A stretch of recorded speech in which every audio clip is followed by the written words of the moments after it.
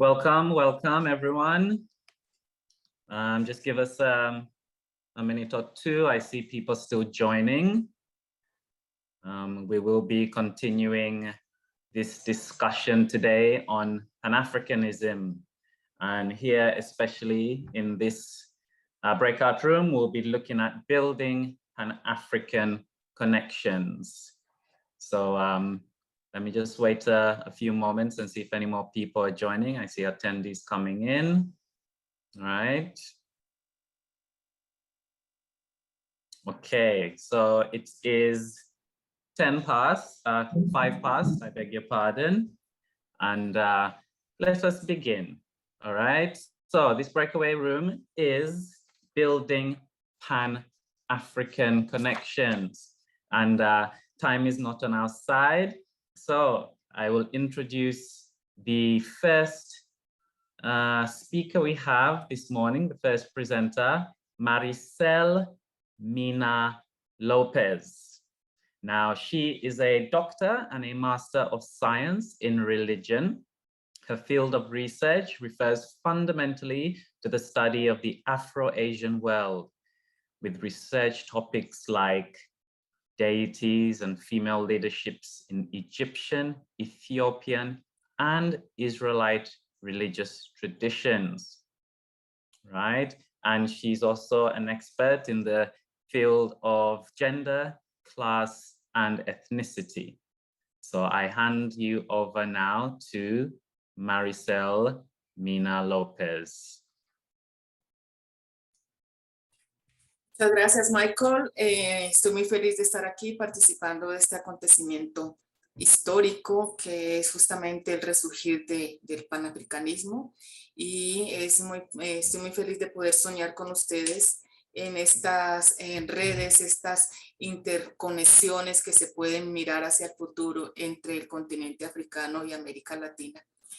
Estas reflexiones que voy a presentar tienen que ver con el trabajo en equipo que hemos hecho desde América Latina, desde los diferentes territorios, Brasil específicamente y Colombia, que fue donde nos articulamos y nos desafiamos justamente a pensar estas contribuciones que voy a hacer. Como punto de partida es interesante recordar, no está por más recordar de nuevo que no estamos hablando de un bloque único y sólido cuando hablamos de África y cuando hablamos de América Latina. Hay toda una constelación de países con niveles y densidades poblacionales diferentes, específicamente aquí en América Latina, cuando hablamos de la diáspora afroamericana. No obstante, compartimos un pasado común y eso lo sabemos. Y eso lo sabemos, y para eso entonces quiero traer como la metáfora de las ombligadas. Las ombligadas es una práctica ritual que se hace aquí en Colombia en los palenques y que tiene esa idea de interconexión cuando un niño nace, esa interconexión con África. Entonces son las ombligadas de Onansi, que también están representadas con una telaraña, ¿no? Que nos da esa idea de la red que queremos construir. Y me gustaría pensar y soñar esa red más allá de todas las armadillas del contexto neoliberal, ¿no? Aunque sabemos que no, parece ser que no estamos fuera de esta realidad, pero creo yo que es posible pensar y soñar en estas relaciones sur-sur, más allá de este modelo unívoco y también extractivista, porque las relaciones que se piensan y que se tejen, quiero pensarlas mucho más allá que esta economía global neoliberal, ¿no? Entonces, en ese sentido, quiero hacer memoria, ¿no? Un día en tierras africanas, hombres y mujeres contaron historia. Hoy nosotros, los afrodescendientes, ya podemos contar esas historias. Cada uno de nosotras y de nosotros, asimismo debemos contarlas y llevarlas a todas las personas para soñar juntas un mundo mejor de libertad idealizado por nuestros ancestros. Algunas de estas personas las contaron a sus hijos y nietos esclavizados, que soñaron algún día, siendo libres, poder contar nuestras mismas historias. Entonces creo yo que para esa intercolección global tendríamos que pensar en un cambio también epistemológico. Y ese cambio epistemológico tendría que incluir justamente todos estos saberes y todas estas prácticas que vienen desde los territorios. Por tanto, me imagino más allá de estas redes internacionales que de alguna manera sabemos y por la práctica no llegan a los territorios, ¿no? Este modelo global, los dólares no llegan a los territorios, esta idea de mercantilización no llega a nuestros territorios y entonces en ese sentido, ¿cómo salir de estos tipos de colonialismos tan marcados que nosotros tenemos dentro de nuestros contextos? Esa colonialidad del poder, esos racismos, esos sexismos, esos clasismos que marcan la diáspora y el continente africano. Cómo descolonizarnos el ser, ¿no? Esa realidad en la que nos han metido dentro de ese modelo macroeconómico, ¿no? La discriminación, la pobreza, la muerte, la violencia, los extractivismos. Esta es una realidad que se vive en los territorios, ¿no? Contextos de violencia. Aquí en Colombia sabemos todo lo que ha implicado para nuestros territorios esta guerra de larga fecha, ¿no? Del saber, ¿no? Ir más allá de las monoculturas. Hoy se habla mucho de la interculturalidad, ¿no? De esas interrelaciones que se tejen más allá de los grupos étnicos, porque nosotros aquí en la diáspora latinoamericana, una de las constantes que podemos hablar de relación triétnica también con nuestros hermanos indígenas, ¿no? Y tener en cuenta pues estos epistemicidios que también han marcado esto. Y otro elemento que me parece articulador al pensar esas estrategias de alianza es la cuestión de los colonialismos del alma y de la espiritualidad y rescatar una espiritualidad alegre, festiva, transgresora, que nos impulse a hacer cambios, a hacer transformaciones desde dentro. Y esas transformaciones entonces son en el ámbito político, económico, ¿no? Reconociendo las luchas que se desarrollan desde los territorios, tiene que ver con la cultura, con la religiosidad, ¿no? La revaloración de nuestras tradiciones ancestrales. Los indígenas y afrodescendientes en esta convivencia triétnica es una realidad que tenemos acá. La tierra también como fuente de vida, de cultura y de identidad. Creo que este elemento de la tierra, de un derecho a vivir con dignidad, tiene que marcar estas relaciones que vamos a tejer, no solamente en el ámbito económico, sino también en el ámbito educativo, en el ámbito cultural, y por tanto, entonces creo yo que tendríamos como desafío poder hacer como no sé, una lista de todas las instituciones, los grupos de resistencia que nosotros tenemos. Aquí en Colombia tenemos muchos movimientos, el movimiento Cimarrón, las mujeres pacíficas, están luchando allá codo a codo con esa violencia en el Pacífico colombiano, con las casas de pique, donde cortan a las personas, o sea, reivindicación de vida a partir de todos nuestros desaparecidos. Entonces, estas realidades de estos grupos que se articulan tendrían que comenzar a pensar en cómo vamos a hacer esas alianzas, cómo vamos a hacer esa red, porque nos une un elemento común justamente, que es salir de todas estas colonizaciones, de todas estas perversidades históricas que se han realizado con el continente africano y con su diáspora. Seguimos soñando, seguimos pensando en construcciones de mundo diferentes. Y creo yo que tendremos que apostarle muchísimo a estos saberes que emanan de los territorios, ¿no? Esta relación con la tierra. Ayer estábamos escuchando que Colombia está en los países de alerta en esta cuestión de cambio climático. Los efectos del clima están sobre este territorio y sabemos que afecta principalmente a la diáspora, especialmente a las mujeres, a los niños, porque hay problemas de hambre, de desnutrición, de violencia, de confinamiento. lo vivimos, es una realidad palpable, pero no nos podemos quedar en la queja, sino mirar cómo vamos y cómo vamos a aprovechar estos organismos internacionales que de alguna manera pues se dice que quieren apoyar cómo hacerlo. Y creo yo que ese cambio, esa transformación tendríamos que aprovecharlo también desde el elemento educativo y aprovechando también todo este potencial de las juventudes. Ese diálogo que estaban entablando hace poco las juventudes, creo que eso nos llena de esperanza y nos dice sí hay un movimiento panafricano que está mirando para el frente, que queremos transformaciones, que queremos vida nueva y plena para todos nosotros. Entonces, en ese sentido, es que estoy pensando en estas alianzas, en unos grupos de apoyo desde las regiones para que sigamos interconectándonos y sobre todo creo yo que tendríamos que promover estos intercambios también, ¿no? Ellas ya en el panel de los jóvenes estaban alertando este problema que nosotros tenemos también en cuanto a las dificultades a veces con la lengua, pero creo que podríamos hacer alianzas con las diferentes universidades y poder mirar desde allí también cómo vamos a hacer el aporte, ¿no? Desde las academias, pero también mirando al territorio. Creo que ese es un desafío y nosotros afrodiaspóricos sabemos que hemos conseguido llegar a estudiar, sabemos que el desafío es mucho y que no podemos olvidar estos territorios y esta tierra madre que nos está llamando a transformar, ¿no? A una espiritualidad que trascienda, una espiritualidad política que nos mueva y que nos ayude también a liberarnos de toda esta dinámica de muerte, de estos fundamentalismos que tiene nuestro pueblo. Entonces por ahí quedaría como mirándome, en resumen podría decir aprovechar estas alianzas con las grandes instituciones, pero también no olvidar que el cambio y la transformación vienen desde los territorios, ¿no? Entonces las voces de estos actores, de estas actrices, de esta trama que día a día viven, tienen que integrarse. Y sobre todo diría yo que en esas alianzas tenemos que rescatar esos valores y unos principios fundamentales.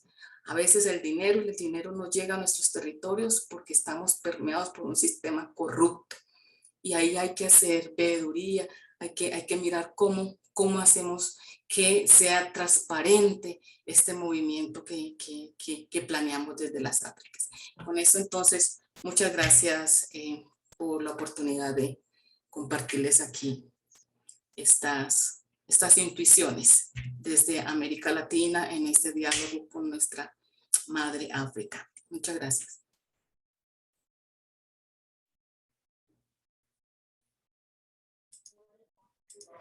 Many thanks to you, Dr. Maricel. Thank you for sharing that message with us, that message from Latin America. There are so many levels, so many stories to share, as you mentioned. And thank you also for showing us that we need to build these connections to enable all our brothers and sisters, wherever they are, to live a better life, to live in harmony, to live a life that allows for their fundamental human rights. And we mentioned there that the need for transformation, not just political and economic, but also spiritual. And that is something that's very important. I like that you mentioned networking that's needed, whether it be corporate institutions or universities. And you mentioned that particular emphasis on the youth and reminded us that, you know, the change always comes from the grassroots. Thank you so much, Dr. Maricel. And let us see, we have a second speaker. Now, is everybody hearing me loud and clear? I don't know if our attendees are able to respond. We hear you. Okay. Will the attendees be able to speak too, if I give them a chance after? They will have to do chat for now. Okay, all right. So feel free to put your questions and comments in the chat. right? So that we can discuss those afterwards, right? Now, I will go straight into introducing the next speaker we have with us today. All right, thank you so much again, Dr. Maricel. We have with us also Collins Shava. Collins Shava is an experienced program executive with a demonstrated history of working in faith-based organizations, skilled in public speaking, teamwork, leadership, and event planning.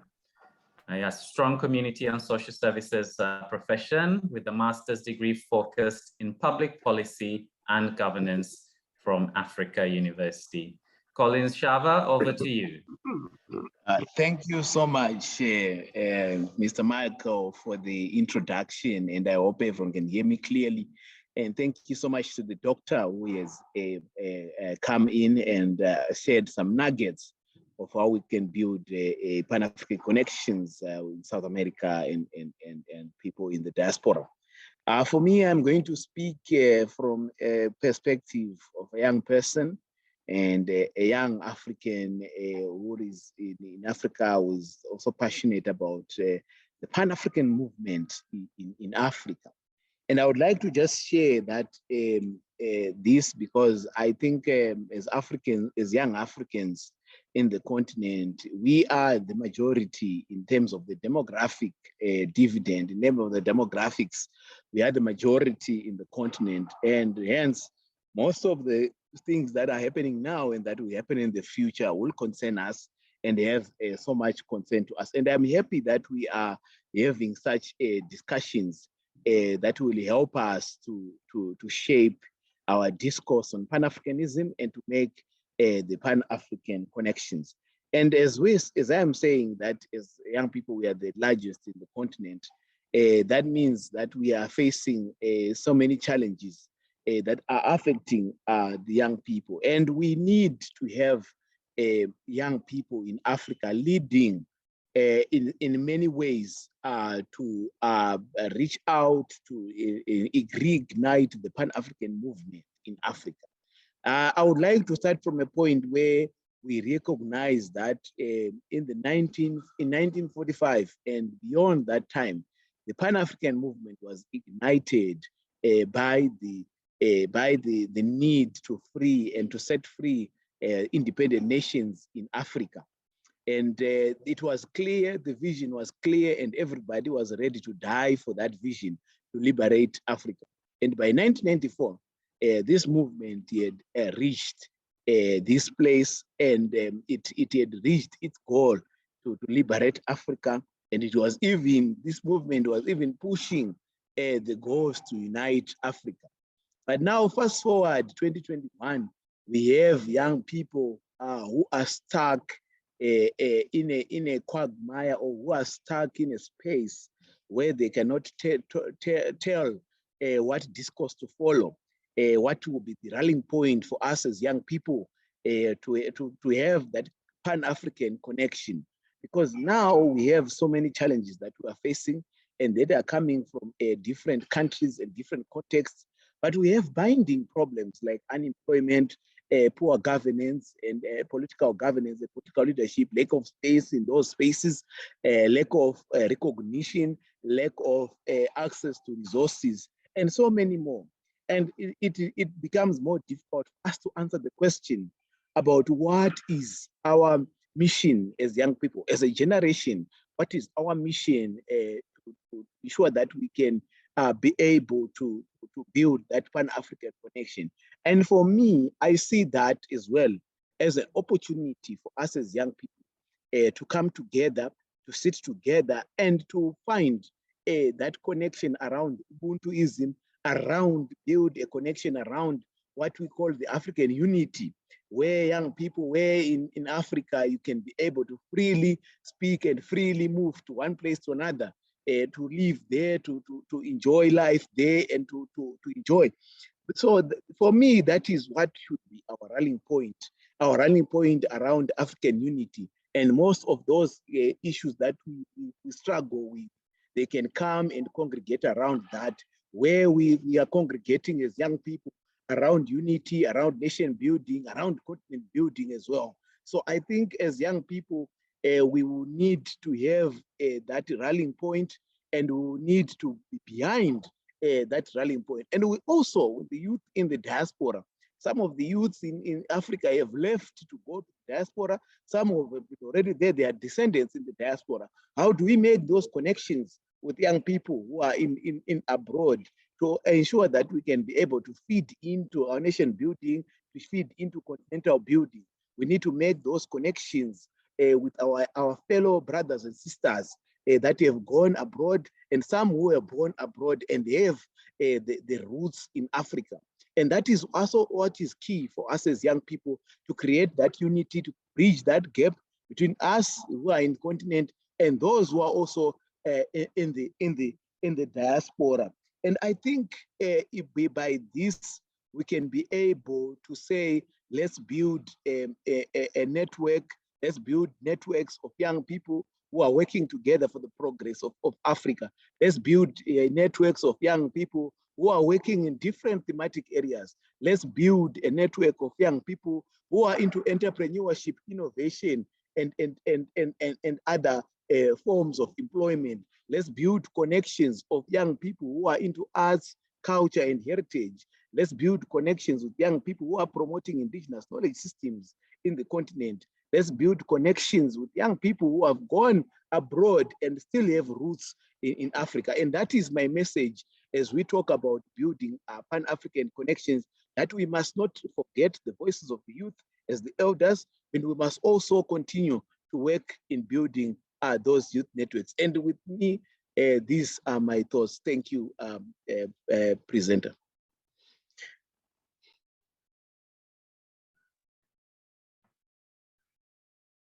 Thank you so much, Mr. Collins Shava, for that input there. Your talk really reminds me of my days as a young man. I'm not so old yet, but listening to you especially reminds me of some of that youth, that vigor as a youth, and that hope that sometimes, wanes away with the years. But you remind us that it is very important for us to remember that the youth make up the greater majority of the African population, and the youth, we can see them highlighted, we can see their influence in the music and the arts, but also we must be aware that many are marginalized, and the majority face numerous challenges: poor governance, political leadership, lack of employment, and other opportunities for income generation. This is a big issue. And so we need to build those connections of young people in Africa, out of Africa, in the diaspora, create those connections to build bridges, to advance different areas of professionalism and different skills, and just to keep that connection going. So thank you again, Collins Shava, thank you so much. Now, do we have any questions in the chat? Please feel free to comment in the chat and put any questions that you may have. I see we have some more people who have joined us, right? So just to remind you, we are in this room, we are talking about building Pan-African connections, and we have had two presenters. We listened to Dr. Maricel from Latin America, who gave us a perspective from Latin America. She spoke about Colombia. She has a background in religious studies, as well as advocating for female rights. And we spoke to we listened to Collins Shava, a young man who spoke to us about the importance of remembering the youth and the need for those connections to bring the youth in Africa and in the diaspora together. Now, if I may be allowed, you know, my own personal story, I can tell you that I speak to you today from Trinidad and Tobago in the Caribbean. I'm here by accident because the Mod Communications Manager, I'm here today. But I was actually born in Uganda, right? I grew up in England, I lived in China, and I now live in the Caribbean. So, you know, this, I think I have a Pan-African journey that so many people may relate to, I am sure, right? So we have 15 minutes left in this session. Yes, thank you. Questions, please. Questions, please. There are questions in the chat. Let us see. For some reason, I cannot see these questions.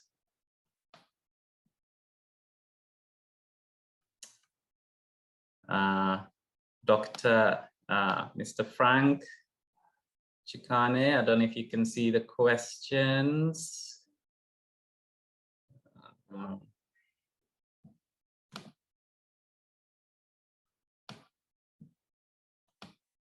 Well, what I can do while we see about these questions, I can say to Dr. Maricel and Collins Shava, listening to each other's presentations, is there or are there any questions?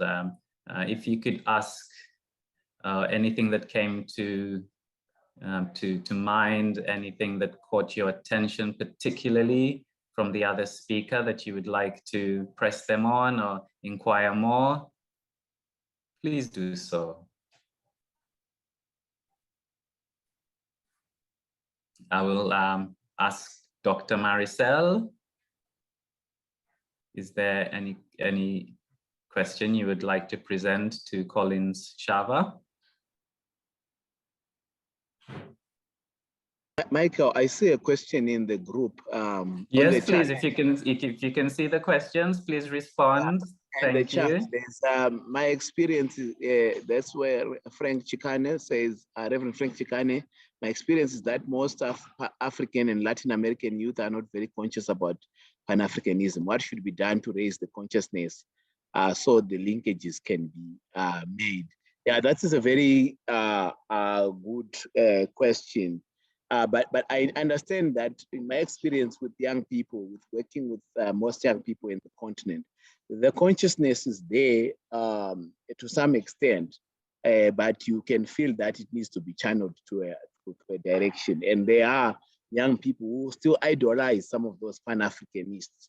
And you can see that it is still in them, and those who are even woke and all that. But now there is a generation which is maybe beyond my time, which is probably Generation Z, as they call it sometimes, or the millennials, where you find out they spend more time on social media, Instagram, Facebook, and TikTok. And when it comes to many things that concern their lives, that is political participation, that is even African consciousness, and all that, it has gone away. And I think what we need to do now is to have a messaging that is really targeted to the young people, that we are working with the Generation Z that is coming up, so that us who are in influential positions or in civil society or in these such initiatives, we have messages that are targeted to attracting the young people that are there. And also, if we could do more to provide mentorship to some young people in our spaces, that would also go a long way in teaching our young people. And another thing that could happen and change things, it is more of the decolonizing of the education system in Africa, where most of the education system is still inclined to our colonizers and is still inclined to America, Europe, and the Western world. and also now Chinese influence into our education system. Let's Africanize our education system to ensure that young people are grow with the consciousness of Pan-Africanism, the Pan-Africanist history, the spirit as well can go. But it's a long way, it's a long shot, but it's the most effective way of also capturing that. And we need to be loud with decolonizing our education system. Thank you.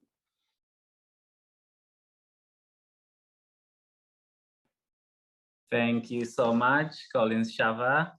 Nice. Dr. Maricel, would you like to respond to that question? Someone is asking about the prominence of Pan-African consciousness in Latin America. Is that something that is strong? Is that something that is weak?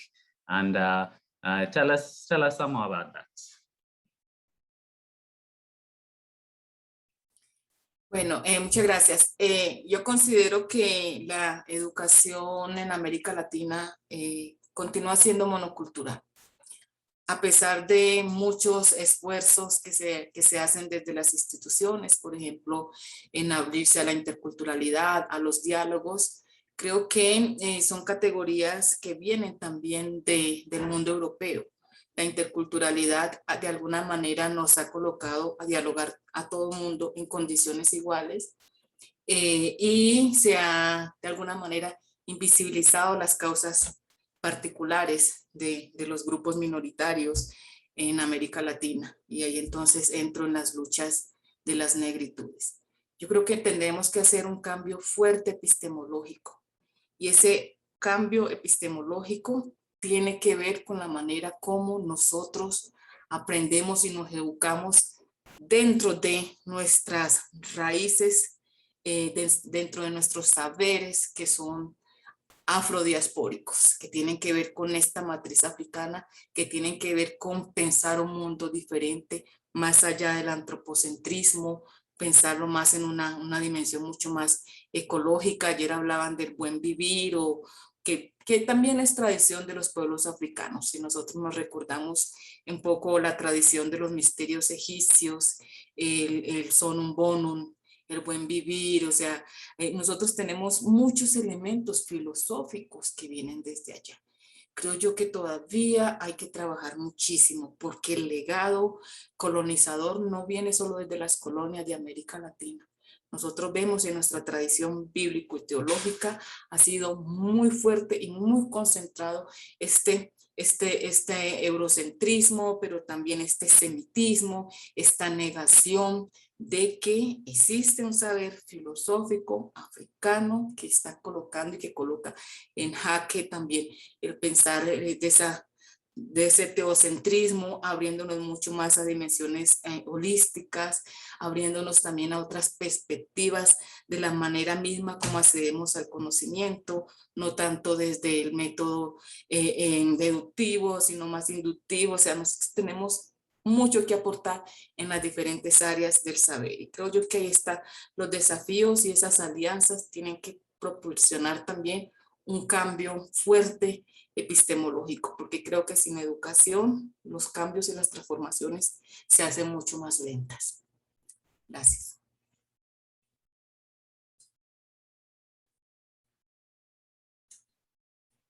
Thank you so much, Dr. Maricel. Yes, education continues to be a challenge, not just in Africa, where we have a very Eurocentric education system. Many education systems would not have changed even from the time of my parents. And I can say that firsthand. And we hear from Dr. Maricel that the situation in Latin America is not too different, where the histories of many of the indigenous marginalized communities is many times brushed over. So as we continue with the discussion on building Pan-African connections, we have heard about the youth We have heard about communities in Latin America. Please do continue putting your insights. You can put some comments in the chat. You know, what are your reflections from the speakers that you have heard thus far? We have about 5 minutes before we move back into the main room. So let us see.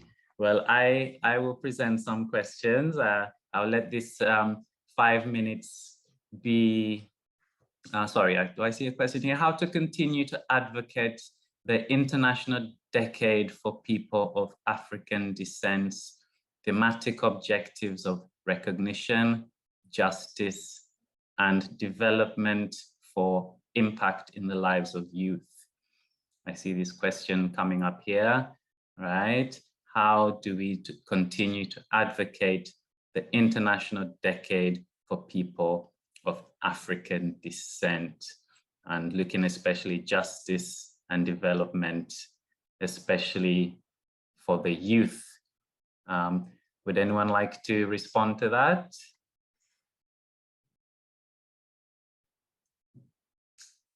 We have this decade of recognition of African people. I mean, people of African descent. Is anything positive coming out of it? Do people know about it? Do people celebrate it? Or is it just another day or another decade that will pass by? Quick response, please, from each of our speakers. Collins, you first. Thank you for that, Michael. I think for me, it remains a day, a decade which we are recognizing, and the operational frameworks around it. And you can see that it ends in 2024. I think much more since it started in 2015. There hasn't been much in terms of the traction around the International Decade for people of African descent. And I think maybe going forward with the remaining years, it's more of how do you continue popularizing it, and the needs that and the demands that are being made by that. And I see that, of course, you cannot spell gloom on it already, but there is some after effects of it that we see in Ghana, where there was the year of the return and so forth. So, but we need to continue advocating for this, and we also need to look at how we continue to mainstream young people into the operationalization of the thematic objectives of the International Decade for People of African Descent, and also to ensure that we also popularize it among the people, and also see that beyond the International Decade, what other key things can we do for young people, and what other key things can we refine to fit the agenda of young people into it. So that's my quick take. Thank you so much, Collins. Dr. Maricel, this decade for recognizing African and people of African descent, what's becoming of it? Bueno, yo creo que al inicio de esta década hubo un trabajo bastante fuerte de cohesión, por lo menos aquí en Colombia, con los diferentes grupos y movimientos sociales. Creo yo que se han conseguido pues grandes cosas, sobre todo el empoderamiento de muchas de nuestras juventudes, la generación de muchos grupos de conciencia negra alrededor, por ejemplo, del cabello, de la belleza, de muchos movimientos que los jóvenes están empoderados y resistiendo, también desde la cultura popular, también desde el reggae, de estos movimientos de resistencia creo que se han formulado bastante. No creo que el impacto más allá de estos grupos haya sido muy fuerte a nivel nacional, incluso internacional, más allá de los grupos y movimientos de negritud.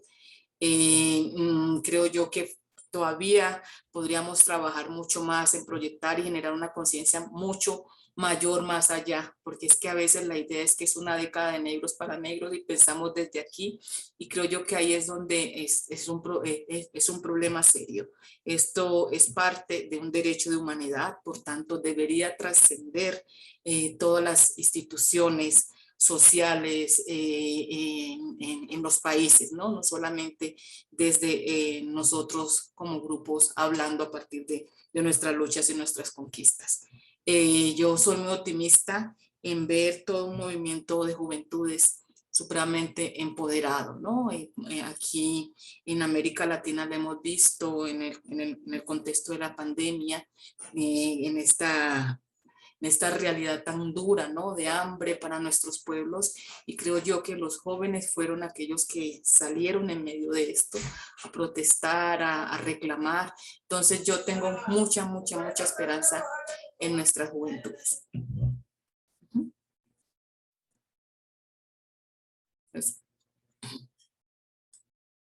Thank you so much, Dr. Maricel. There is hope indeed. There is hope. There's always that fire burning inside of all of us, and we should never lose hope. Thank you so much. I see it's 1:45. Unfortunately, we have to come to the end. Thank you so much, Dr. Maricel. Thank you so much, Collins Shava, for sharing your stories with us. And thank you for those who've attended this session. I hope that it has been very insightful and that you have increased in your knowledge and awareness of the Pan-African vision and the push to build Pan-African connections all over the world. And I hope that we can all do our part wherever we are to build these Pan-African connections. Thank you so much. Now, I believe that the link to go back into the main session will be shared in the chat, right? Let us see. There should be a link to go back to the main session in the chat. If you cannot use, right, I see the link there. So if you click on that link, you will be taken back to the main session, or you can go back to the auditorium and join that session. Okay, thank you so much. Stay safe and stay blessed.